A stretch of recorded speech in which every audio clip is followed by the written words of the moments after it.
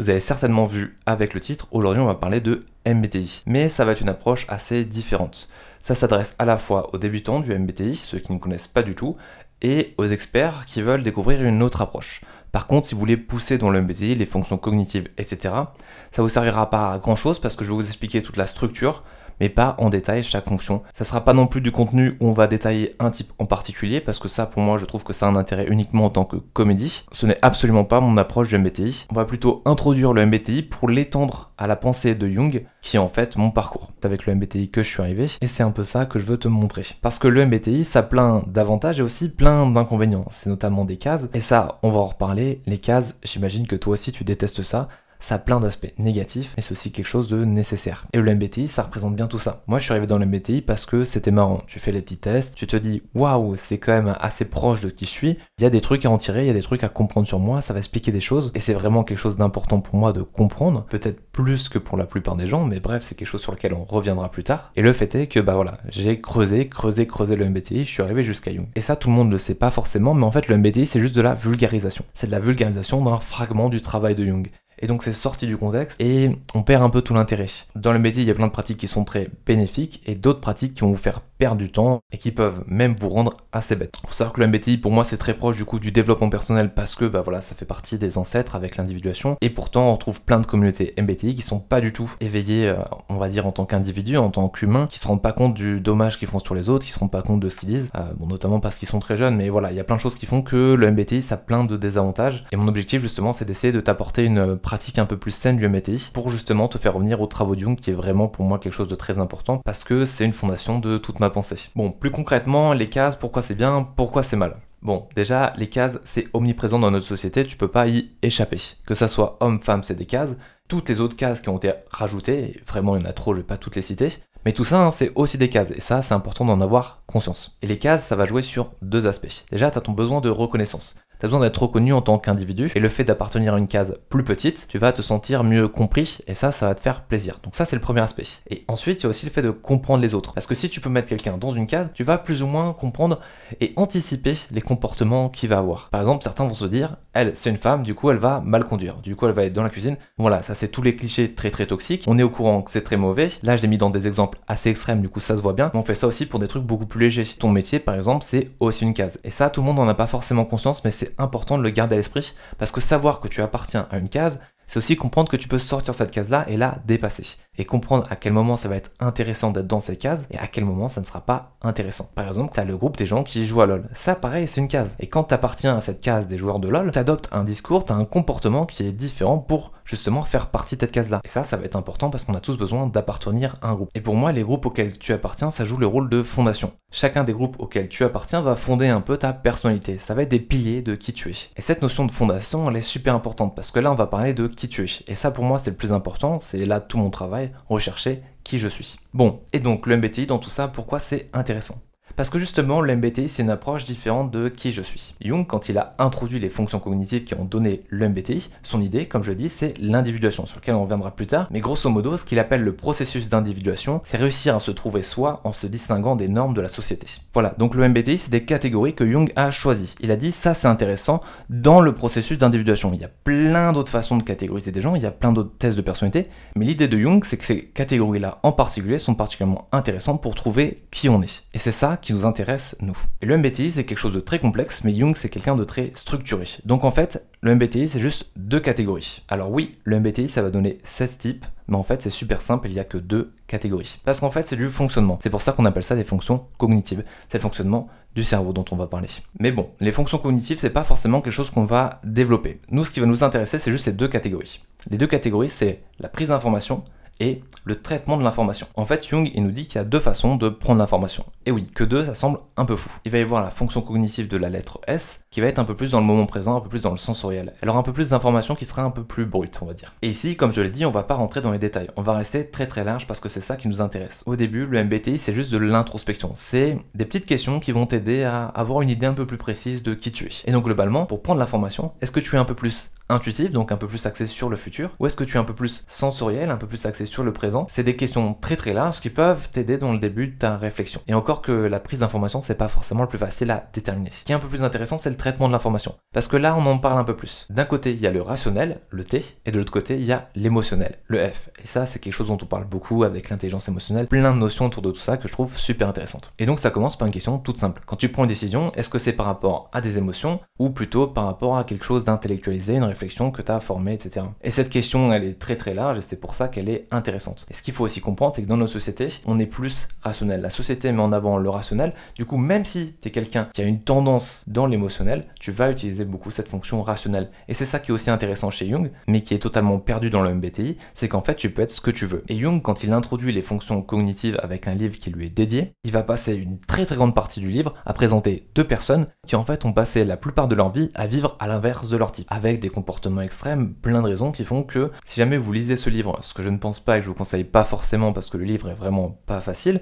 vous verrez que le comportement de ces deux personnes n'est pas forcément quelque chose de conseillé, mais ce qui est important de comprendre, c'est que vous avez le choix, vous pouvez avoir le comportement que vous voulez. Et ça, c'est quelque chose de très important, la notion de choix, mais bon, on y reviendra plus tard, vous reverrez ça aussi dans mon contenu. Dans tout ça, on a des questions très très larges, et tu vas peut-être te dire, ça m'aide pas beaucoup. Mais c'est pour ça que tu peux aussi un peu creuser, voir un peu plus les fonctions cognitives, et là, je vais devoir faire appel à du contenu visuel, parce que ça va être un peu plus compliqué, parce que cette structure, elle est très très simple, mais voilà, ça peut faire beaucoup d'informations d'un coup. Je préfère vous montrer ça sur de l'écrit, que vous preniez du temps. Voilà, si jamais vous avez des questions, n'hésitez pas à me les poser. Dans la description, il y aura le lien vers un livre que j'ai écrit moi-même, voilà, c'est un petit truc, hein, c'est 10 pages et quasiment rien, mais ça vous donne justement cette idée globale de la structure. Vous pouvez voir un peu plus en détail les fonctions cognitives. Même si je reste très général, ça vous donnera une idée un peu plus claire de ce dont je parle. On verra aussi pourquoi est-ce qu'il y a 16 types alors que je vous ai montré que 2 catégories. Les notions qui arrivent, l'introversion, l'extraversion. Ça pareil, c'est quelque chose que Jung a introduit, dont on parle beaucoup. Et c'est aussi quelque chose qui a été très vulgarisé. En fait, Jung, quand il a introduit l'introversion et l'extraversion, il n'a pas du tout introduit de personnes introverties ou de personnes extraverties. Il a introduit des fonctions introverties ou extraverties. Et en fait, l'idée, c'est qu'on a tous 4 fonctions. Notre fonction, soit elle est tournée vers nous-mêmes, soit vers l'extérieur. Et lui, il parle pas de gens introvertis ou extravertis, il parle de fonctions. Donc ça donne plein de nuances. En fait, la pensée de Jung, elle est vraiment très complexe. Pour que ça soit compréhensible, il y a plein de gens qui l'ont simplifié. Mais voilà, c'est dommage parce qu'on perd un peu des nuances. Moi, c'est des nuances importantes. C'est important qu'il y ait des personnes qui montrent dans la globalité l'idée de Jung, l'origine de toutes ces choses-là. Et c'est ce que j'ai envie de faire parce que voilà, moi, c'est quelque chose que je trouve très important. Donc après, à vous de voir si vous voulez creuser sur tout ça. Il y a mon livre, c'est gratuit. Pas de soucis sur tout ça. N'hésitez pas, vous pouvez me poser des questions parce que voilà, moi, c'est ma passion. J'adore répondre sur tout ça. Donc voilà, prenez votre temps, réfléchissez bien à tout ça. Il y a plein de contenu autour de tout ça. Et maintenant, on va approfondir un peu plus sur la notion d'évolution par rapport au MBTI, qui est un peu moins visible dans tout le contenu, parce que le MBTI met pas ça en avant, parce que l'évolution c'est pas quelque chose de facile, et aussi parce qu'on peut voir ça comme l'opposé du MBTI. Parce que le MBTI c'est des cases, mais dans ma vision, le MBTI c'est pas des cases, c'est une fondation qui permet de dépasser ces cases-là, justement. Et donc voilà, c'est difficile à comprendre. Quand on fait une vidéo, c'est conseillé de mettre qu'un seul sujet, que vraiment ça soit le plus simple possible. J'ai peur que ma vidéo soit compliquée, hein, mais bon, c'est comme ça fait partie du jeu. Donc voilà, bonne chance et on va parler justement de tout ça, accrochez-vous bien. Un des principes fondamentaux de Jung, c'est la dualité.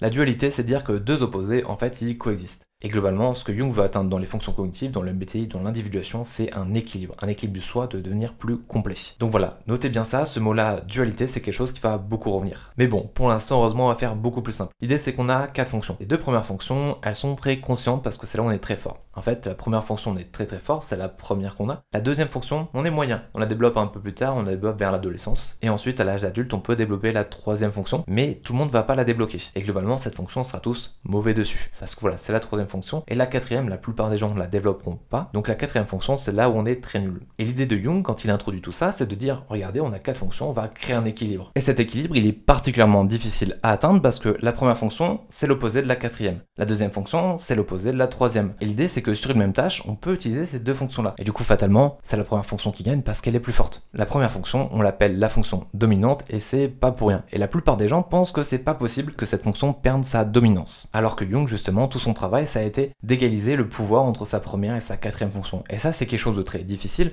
Il en parle dans son livre rouge où il parle de ses rêves. C'est un moment qui, pour lui, a été très compliqué. Le moment où il a tué, entre guillemets, la dominance de sa fonction dominante, et j'utilise le mot tuer pour une bonne raison. En fait, dans un de ses rêves, sa fonction dominante a été incarnée par un héros allemand, et tout simplement, dans ce rêve-là, il l'a tué. Enfin voilà, on va pas forcément rentrer plus dans le détail, mais ça a été très difficile pour lui. Ça a pris beaucoup de temps. Jung, c'est quelqu'un qui a fait beaucoup de travail, il a une expérience de mort imminente. dominante. Il y a plein de raisons qui font que lui il a réussi à tuer la dominance de cette fonction-là. C'est potentiellement le seul. On sait pas, peut-être pas. Il y a Bouddha, le Christ, les différents prophètes l'ont peut-être fait aussi. Enfin voilà, faut se rendre compte que atteindre cet équilibre-là, même Jung n'avait pas forcément un équilibre parfait. C'est un peu l'objectif final. C'est pas quelque chose qui a volonté à être atteint. L'idée c'est que le MBTI, les fonctions cognitives dans tout ça, ça joue un peu le rôle d'un guide. Tu sais que ton travail sur toi, ça doit être vers l'ouverture de cette troisième et quatrième fonction. Tu deviens un peu plus complet. Le fait d'avoir conscience de ces deux fonctionnements-là différents, ça me permet d'avoir des décisions, des réflexions qui vont être un peu plus larges, un peu plus complètes et qui sont beaucoup plus agréables en tant qu'individu. Pour moi, ouvrir ma dernière fonction, ça a été un grand changement dans ma vie parce que voilà, il y a plein de valeurs à l'émotionnel, on en parle beaucoup, intelligence émotionnelle. Les émotions, c'est quelque chose de très important. Plein de notions que avant j'étais très fermé sur ça, je l'ai un peu ouvert. Mais voilà, c'est un travail continu, je suis pas non plus complètement à l'aise avec mes émotions. Bon, ouais, plein de choses autour de tout ça qui font que le trajet est long, mais vous allez voir, c'est un trajet qui est très enrichissant. Donc voilà, quand vous avez un peu les grandes lignes, vous voyez un peu ce que c'est que l'évolution. Mais encore une fois, c'est très vague et Jung n'a pas forcément idée à expliquer de chemin. Jung, c'est quelqu'un qui a créé plein de choses, écrit plein de choses, avancé plein de théories qui ont beaucoup marqué leur temps, notamment parce que ces théories sont très visuelles et comme pour l'introversion, l'extraversion, le MBTI, les fonctions cognitives, tout ça, c'est des choses qui ont été comprises entre guillemets, ou du moins un fragment a été compris et du coup les gens ont réussi à en créer quelque chose qui est accessible pour eux, alors que la plupart de ce qu'il a fait, c'est pas forcément accessible. Jung, c'est quelqu'un qui était très loin. Il n'avait pas forcément cette volonté d'expliquer, parce que il y a aussi le fait que beaucoup de gens qui en sont loin sur ce chemin, je pense notamment à Krishnamurti, qui disait qu'il n'y a pas de méthode en fait. Et c'est aussi pour ça que Jung a appelé ce processus l'individuation, parce que l'individuation, c'est individuel. Chacun a son chemin personnel. Même s'il y a un inconscient collectif, même s'il y a quelque chose qui nous relie, même s'il y a du transgénérationnel, même s'il y a plein de choses, ton chemin, ta méthode de fonctionner, elle va être propre à toi. Et Jung, c'est quelqu'un de très modeste qui a toujours su ça, justement, que peu importe ce qu'il disait, peu importe à quel point ça marchait sur lui, tout ce qu'il a avancé, il savait très bien que si jamais il prend quelqu'un par la main et il essaye de l'amener par tout ce qu'il a traversé, ça va pas forcément aider la personne. Et en plus, son chemin était très difficile, c'est pas forcément quelque chose de souhaitable pour qui que ce soit. Faut aussi noter qu'il était très en avance sur sa société. À un moment donné, il s'est rapproché de Freud, ils ont été très proches, mais assez vite, il a commencé à dépasser Freud, à aller beaucoup plus loin. Et ça, c'est quelque chose que Freud a pas supporté, voilà, il y a eu plein de conflits. Ce qui fait que globalement il était beaucoup en avance sur tout le monde et potentiellement assez solitaire quoi. Enfin bon, vous avez les grandes lignes, ça peut vous servir un peu de boussole. Après ça va être important d'aller piocher un peu partout parce qu'en fait il n'y a pas une seule vérité, la vérité elle est un peu partout. Il y a plein de gens qui disent des choses incroyables qui vont pouvoir vous inspirer, c'est important de rester ouvert à tout ce qui vous arrive. Parce que bon, quand on fait du développement personnel, on peut travailler sur tout, mais ce qui va être important c'est de travailler sur ce qui nous impacte dans notre vie, ce qui arrive vers nous actuellement. Donc la meilleure façon de travailler, c'est de rester ouvert à tout ce qui est autour de nous et de voir ce que nous amène notre environnement. Si par exemple un collègue vient vous voir, que vous projetez une peur, une colère sur lui, c'est sur ça qu'il va falloir travailler aujourd'hui. Et une fois que vous aurez commencé à intégrer un peu tout ça, je vous conseille de vous pencher vers le reste de la théorie de Jung. Potentiellement j'aurai d'autres vidéos, potentiellement on peut communiquer aussi évidemment. Mais voilà, les fonctions cognitives, ça peut aussi être relié au travail de l'ombre, le shadow work. Et ça, la plupart des gens ne le savent pas forcément, parce qu'en fait les deux dernières fonctions, elles sont intégrées dans l'ombre, elles sont intégrées dans l'inconscient. Et du coup votre travail peut être facilité avec la compréhension du shadow work, qui est aussi quelque chose qui a été avancé par Jung. Et ça, vous trouverez beaucoup plus de contenu sur le shadow work. Le travail de l'ombre, ça a un peu la cote actuellement, notamment parce qu'il y a Chloé Bloom qui a sorti une formation qui en parle beaucoup, mais il y a plein de gens qui en parlent aussi. L'idée c'est petit à petit d'essayer de creuser un peu plus dans l'œuvre de Jung, parce que tout ce qu'il a fait en fait c'est relié, et voilà, petit à petit rentrer un peu plus dans l'individuation, rentrer dans des trucs un peu plus flous, un peu plus vagues, un peu potentiellement aller vers les rêves, parce que de toute façon plus vous allez aller loin, moins ce qui sera précis aura de valeur. C'est pour ça que c'est bien d'avoir des bonnes fondations, une bonne structure au début avec les fonctions cognitives, avec toute la structure que Jung a réussi à amener, et petit à petit, une fois que vous avez cet ancrage, ces fondations, vous allez pouvoir vous pencher vers des notions un peu plus vagues. En tout cas, merci d'avoir écouté jusqu'ici, je pense que je vous ai passé toutes les clés. N'hésitez pas à me dire ce que vous avez pensé de cet épisode, il y en aura certainement d'autres, un peu plus sur Jung, peut-être des points un peu plus précis. N'hésitez pas, s'il y a une notion que j'ai abordée aujourd'hui que vous voulez approfondir, je pourrais aussi faire une vidéo dessus. Enfin voilà, je reste très libre.